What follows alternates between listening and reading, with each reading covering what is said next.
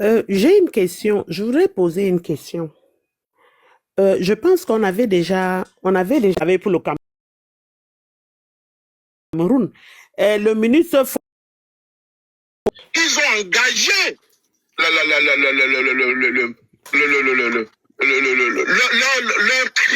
travaillé pour le Cameroun. Le ministre Fossi se fonde dans ce pot. ils ont engagé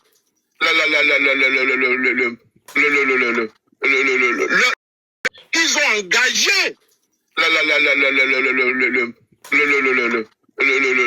parti ne te permet pas de venir là où on fait leur procès, mais le parti te permet de venir faire les encensés, faire d'eux des héros, des gens qui ont beaucoup bossé pour le Cameroun, des gens que machin. Polo, Polo, Alors, Kana, Polo. vas-y, gars. Attends. Alors, très bien. Actuellement, comme nous avons dans les commentaires Angelbert Lebon, je ne sais pas, en tout cas, s'il le veut bien, moi je souhaiterais, peut-être que ça peut déranger certaines personnes, mais je souhaiterais quand même qu'il monte. Kana ne continue même pas. S'il est en bas, qu'il reste en bas, il écoute dans les commentaires. Non, laisse. Dommage. Ouais, c'est vraiment dommage. J'ai une question. Je voudrais poser une question. Je pense qu'on avait déjà fait ce débat-là une fois ici avec Kolo. Comment est-ce qu'on peut justifier un combattant? Est-ce que c'est le début de son combat ou la fin de son combat? Parce que, parlant de ces lanceurs d'alerte sur la toile, on dit qu'ils ont travaillé pour le Cameroun. Donc, ça veut dire qu'ils ne peuvent pas trahir. Les Michel Doki aussi ont travaillé pour le Cameroun. Les Ndjamen ont travaillé pour le Cameroun. Le ministre Fossi, c'est Fonda Sopo aussi, c'est qui là? Qui danse là sur la toile là-bas. Il a aussi travaillé pour le Cameroun, il était aussi opposant. Donc, ça veut dire que les gens peuvent faire un combat et le jour où ils se détournent du combat, on doit continuer à chanter les louanges, les salamalek. Moi, je pense que c'est la fin d'un combat qui compte, c'est pas les années que tu as fait dans le combat. Tu peux avoir fait un combat pendant 20 ans et le trahir à la fin. On voit ce qui se passe. Et c'est ce qui m'a poussé quand j'ai vu ce jeune du PCRN qui est sorti en essayant de faire le grand combattant, comme c'est toujours, parce que les gens, toujours, quand ils veulent que le gouvernement les adopte, ils commencent à parler mal de tout ce qui se passe. On a vu ce qu'il a fait. Je n'ai pas partagé ou liké un de ses posts parce qu'il ne tomberait plus dans la manipulation. Les gens ont toujours utilisé le combat pour se positionner. Et dès qu'ils se sont positionnés, ils ont poignardé ce combat-là sans regarder, sans se retourner. Mais en fait, ce que nous voulons, c'est quoi? C'est que nous devons rester justes, nous devons rester droits, ne pas avoir de deux poids, deux mesures. Dire que non, eux c'est bien, les autres c'est pas bien. Tous c'est pareil. Tous ceux qui ont supporté Thiro Bia, pour moi, ils ont détruit notre révolution. Aujourd'hui, on est partagé plus que jamais. Et ce sont eux les responsables. Parce qu'ils se sont mis en avant. Et le fait qu'ils se sont mis en avant, les gens ont dit, ah, si lui aussi, il a voté ce que le MK a voté. Aussi, il n'y a que Wilfried.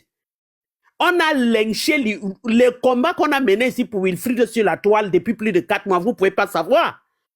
Les gens sont allés jusqu'à vouloir publier nos photos ici en disant que nous sommes les non-mêmes, on va nous exposer. Parce qu'on a dit non à la NAC. Ce n'est pas pour revenir en arrière et dire qu'ils avaient bien fait. On a exposé la vie privée de Wilfried ici comme jamais. Les colonels ici. Et même parlant de coach. On s'est battu ici, j'ai dit à 100 sur la toile. Parce que leur sortie a perturbé carrément la lutte de révolution que nous menons depuis, en fait, du moins depuis 2018 au moins. Ils ont mélangé, comme on dit, ils ont mis le sable dans notre tapioca. On ne peut plus enlever ce sable-là. Pour moi, moi, je n'ai pas de respect pour ces personnes et je n'aurai plus jamais de respect pour eux. Ils ont mené le peuple dans la mauvaise direction parce que le vice-président est sorti la veille des élections, habillé en jaune. Je n'oublierai jamais en disant aux gens, allez voter, alors que le président avait dit que chacun vote à son âme et conscience. Et vous voulez que moi j'accepte ça? Non. René, Je vais prendre la parole. non, On attends, elle oublie a que non, attends, non, Zumanto, le s'il te plaît, 26 juillet, 25 s'il te juillet, plaît, c'est lui. juste un instant, s'il te plaît. Elle a posé une question, je vais répondre avant que tu me dises quoi que ce soit. Euh, je suis obligé de répondre à cette question parce que tous les cours d'histoire que nous avons fait ici, les lectures sur l'histoire du Cameroun que nous avons fait ici, ces lectures-là, si ces lectures doivent avoir un sens, voici encore l'occasion de revenir là-dessus. Je vous ai fait savoir ici que à la création de l'UPC en avril 48, l'UPC était la formation politique là que le mouvement nationaliste avait mis sur pied pour, en tout cas, continuer la lutte. Mais à l'époque, il y avait beaucoup de partis à caractère régional. Il y avait l'Union de Thème, de Kribi, il y avait le Ngondo, il y avait le Nkumze et plein d'autres. Dans le Nkumze était dirigé par Mathias Djumesi. Mathias Djumesi, c'est plus ou moins, c'était quelqu'un qui était influent, mais c'était aussi un gros modéré. Et Almen Zoko, qui était le secrétaire général du Kumze, savait qu'il faut rendre l'UPC fort. Et pour rendre l'UPC fort, il fallait cette fusion-là. Il fallait que le Kumze rejoigne l'UPC. Il a profité d'un moment où Mathias Djumesi était malade, n'était pas en santé. Il est allé conclure cet accord-là. Mais le même Amen Zoko, quand il y a eu l'élection du bureau de l'UPC, Mathias Djumesi a été choisi à la vice-présidence par rapport à lui. En tout cas, il a été choisi dans la direction du parti par rapport à lui. Et Almen Zoko s'est senti frustré. Il s'est retiré. Mais il a continué à mener le combat. Mais après, une idée lui a traversé la tête qu'il fallait qu'il aille s'acoquiner un peu avec les gens avec l'administration coloniale. Et que, en le faisant, peut-être qu'il pouvait espionner l'administration de l'intérieur, machin, tout ça. Mais nous tous, on sait comment ces choses a fini souvent. C'était comme ça son départ. Il a été oublié. Il a été oublié, pas seulement par l'UPC, mais par l'histoire. Chaque fois qu'on parle de l'UPC ici, est-ce qu'on parle d'Almen Zoko? Qui connaît même Almen Zoko? Si ce n'est pas que moi comme cela qui revient sur ce genre de nom-là. Or, il était aussi grand dans le combat qui menait que les NS-Wandi et autres, bien même au-dessus. Quittons sur Almen Zoko, tombons sur Sipo Funkamga. Sipo Funkamga qui était le patron du comité de Bansoa. À l'époque, vous savez que la province de l'Ouest était à Tchang. Sipo Funkamga c'est lui qui avait le rôle que Martin Singap a eu après. C'était lui on peut dire le chef d'état-major.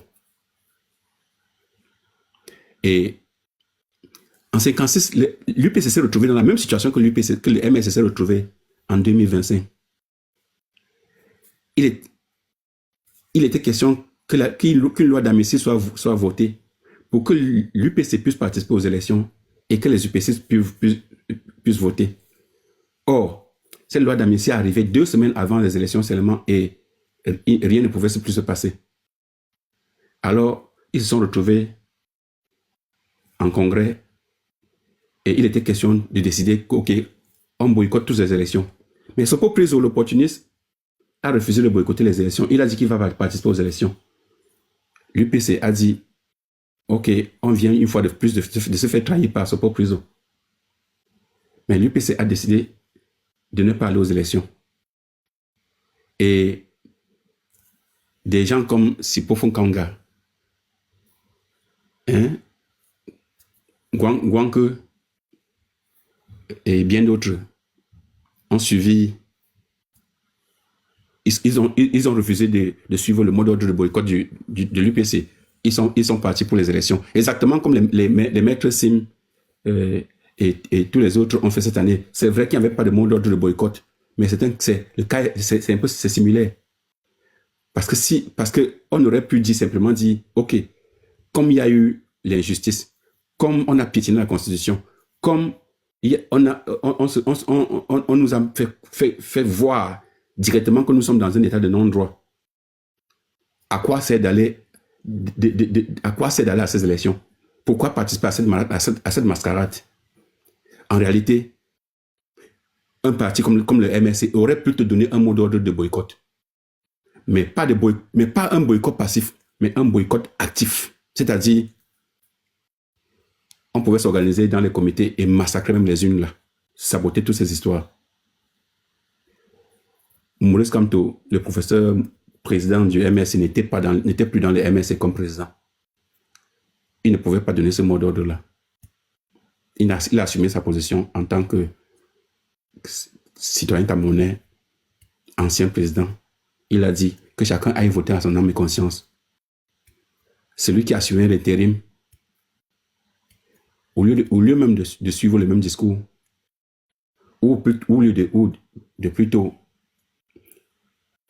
rester même silencieux et observer la scène, il s'est sérieusement habillé en jaune, comme tu dis, et il a fait comme s'il retirait sa casquette de président pour passer le message aux Camerounais de soutenir Chiroma.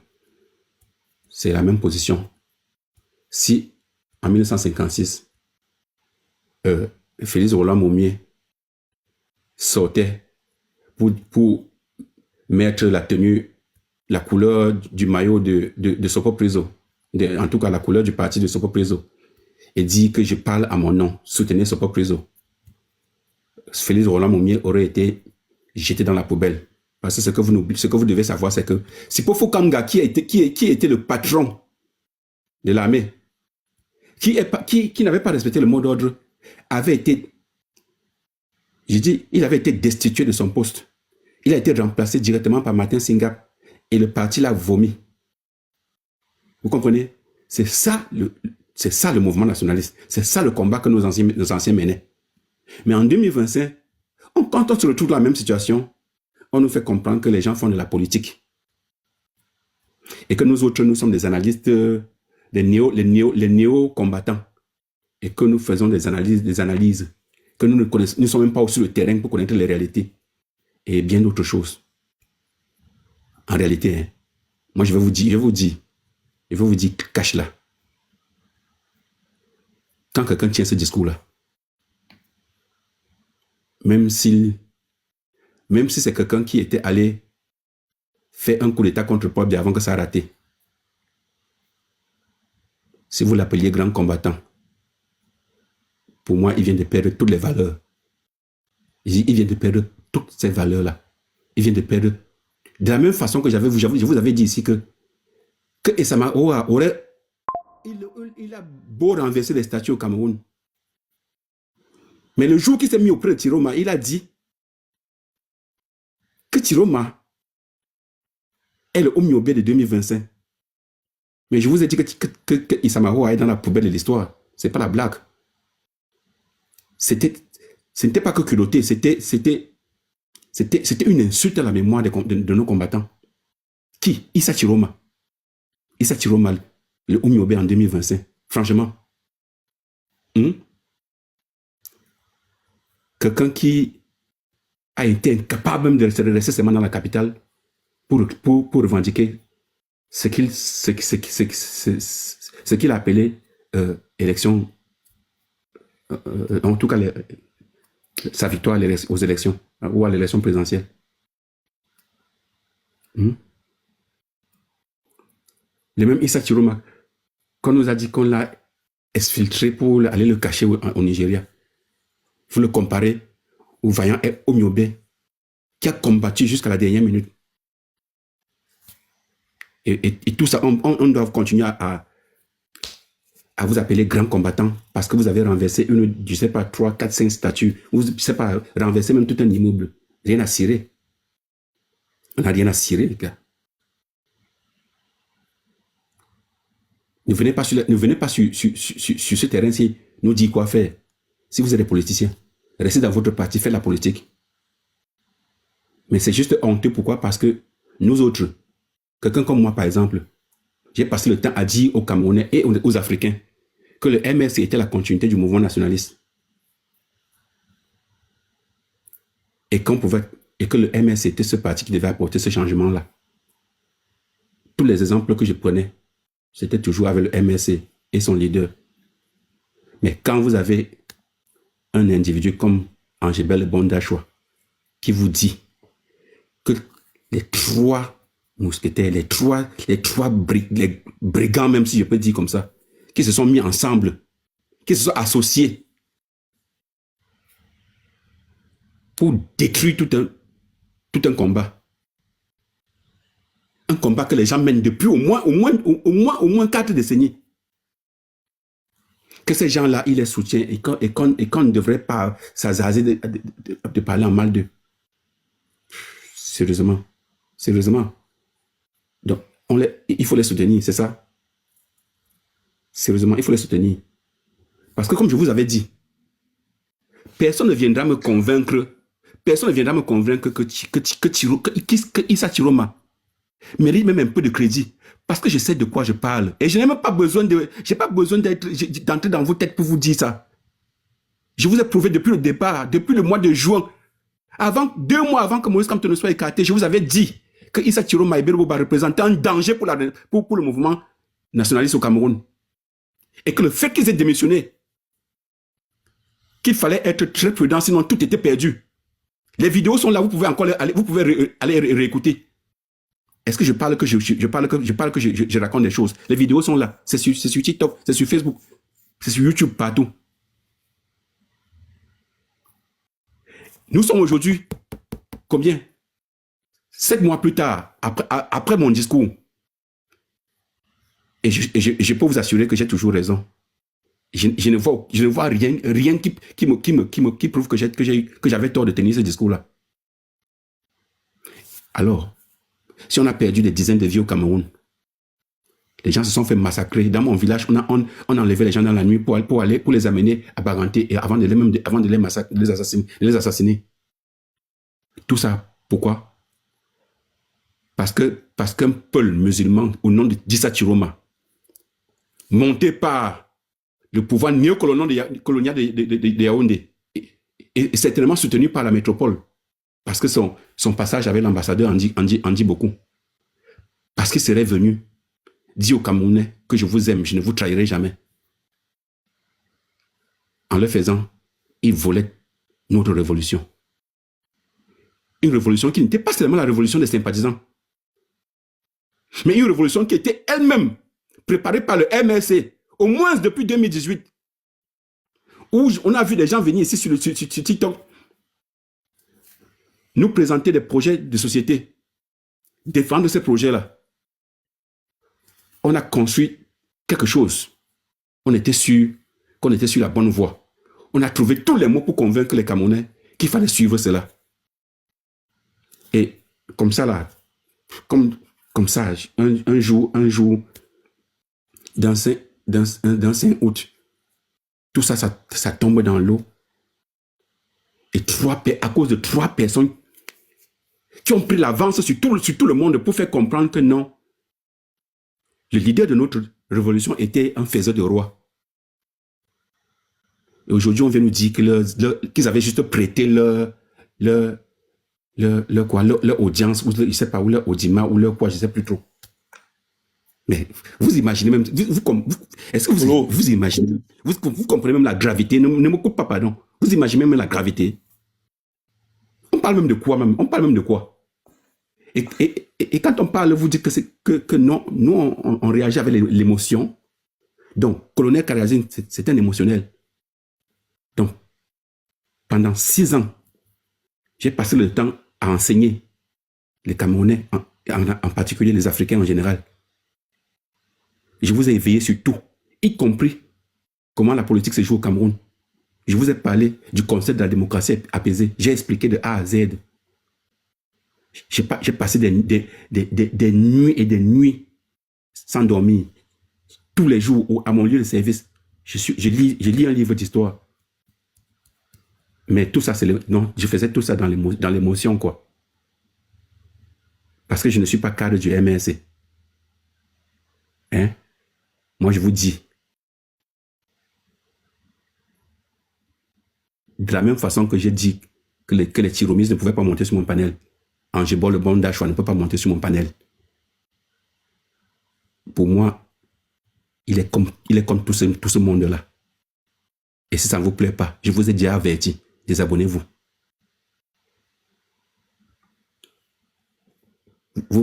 Mais vous pensez que nous sommes où là? Vous savez ce que les gens ont sacrifié pour ces choses-là? Mais putain, on a fait les funérailles chez moi, à mon absence. Je pouvais pas y aller. La tradition a décidé que c'était moi le successeur. On a pris mon habit, on a mis sur ma petite sœur. On lui a donné tout ce qu'il fallait, tout l'arsenal, en disant que non. Mais c'est en attendant si un jour il revient au Cameroun. Vous croyez qu'on est fier d'être dehors? Mais, sérieusement. Donc pour vous, c'est un jeu, n'est-ce pas? Donc nous sommes dans l'émotion, mais vous faites la politique. Mais allez faire la politique, les gars. Faites la politique. Mais allez faire la politique. Mais quand vous venez chez moi, vous êtes sur le mauvais terrain. Allez faire la politique.